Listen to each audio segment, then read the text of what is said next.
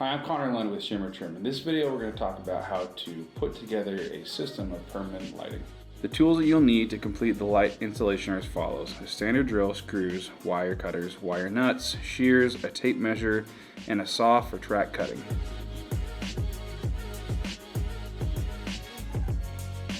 The basic materials you'll need to begin setting up your permanent lighting system are a power source, power cord, a Wi-Fi control module, Wi-Fi control module connector, and of course, permanent lighting.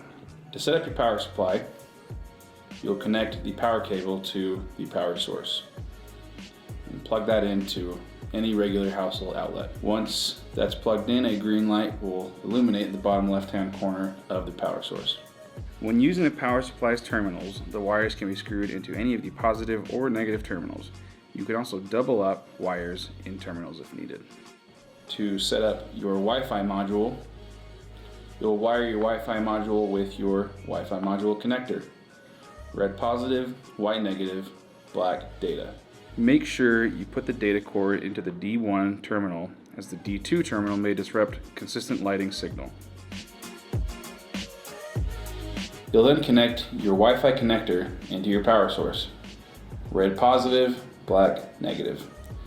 A red light will illuminate on your Wi-Fi module, indicating a successful wiring connection and good power. Connect your lights to your Wi-Fi module using the male-female lighting ends. The first 50 to 100 lights will illuminate orange, indicating correct setup. The electrical wire will need to be run through the entire system of lights for necessary power injections, including signal amplification.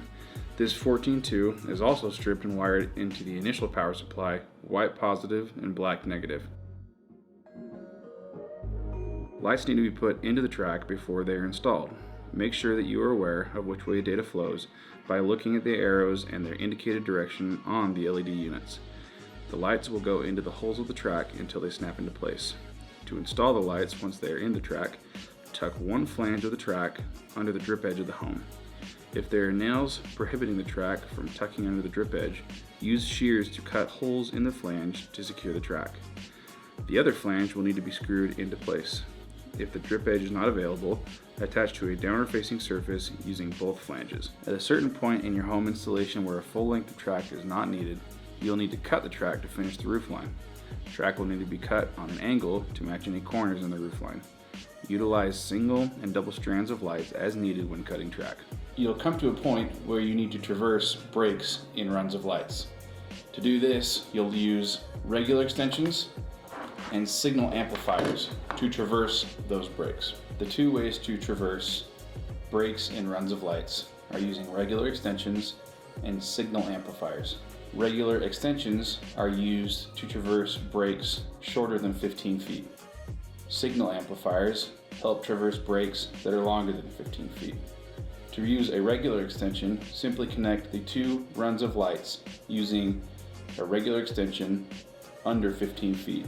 If there is a traverse longer than 15 feet, use a signal amplifier. A signal amplifier can be used midline or directly out of the Wi-Fi controller.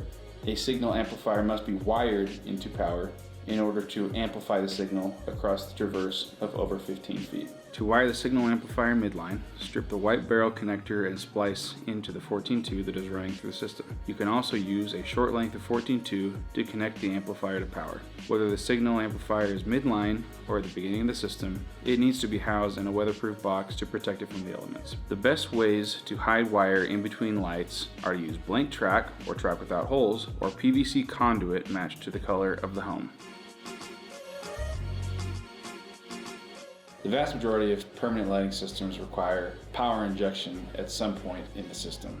With our power source, power needs to be injected approximately every 90 feet of the system. Without power injection, colors will fade and lights will be more dim further along the run. To inject, we'll use 14-2 electrical wire and wire this directly into the original power source. For the injection, we will use a midline power injection T. Splice the power injection T onto the end of the 14-2 wire and plug this in midline of the system using the male and female lighting ends. Power will flow both ways from this power tee. If the lights are already on before doing the power injection, once plugging in the power injection, brightness and color should return to normal.